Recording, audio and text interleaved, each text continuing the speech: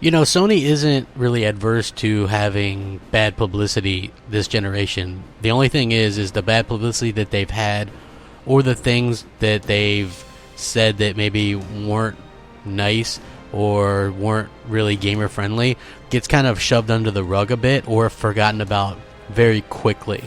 We all remember the kind of mess up when Don Matrick said, you know, if people want to play a console offline, they have a console for you. It's called the Xbox 360, and people basically kind of took him to task for saying that type of idiotic thing. As well, they probably should have. Now we have Sony once again attacking backwards compatibility for some reason, and their Sony executive is really just kind of baffling that he says this kind of stuff, especially given recent success of games like Call of Duty Black Ops 2, okay? So this is what he had to say.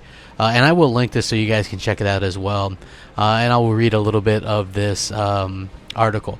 Backwards compatibility is a great feature. It ensures continuity of libraries and purchases, which is even more important in the digital age. And it also ensures that customers feel engaged and invested in your ecosystem.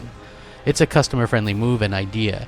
And it also has some commercial merits to it, as the sales of Red Dead Redemption and Call of Duty Black Ops 2, when they became playable on Xbox One via backward compatibility, demonstrate. Which is exactly my point. These games are proven that they're still viable and people want to play them. These games aren't Atari 2600 games, but even then, people still like to play those types of things. So, and it continues. However, it looks like Sony's Jim Ryan doesn't believe that at all. Speaking to Time, Ryan said, "When we've dabbled with backwards compatibility, I can say it is one of those features that is much requested but not actually used much. That, and I was at a Gran Turismo event recently where they had PS1, PS2, PS3, and PS4 games, and the PS1 and PS2 games, they looked ancient. Like, why would anybody play this?" Now, this article continues, "That is a highly arrogant statement that not only throws older games and legacy titles and developers under the bus, but presumes to speak for all customers.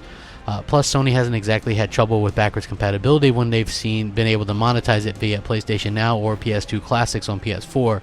So basically, this guy is Jim Ryan, who is, I believe, the head of EU PlayStation, says, you know, who'd want to play these old games, right?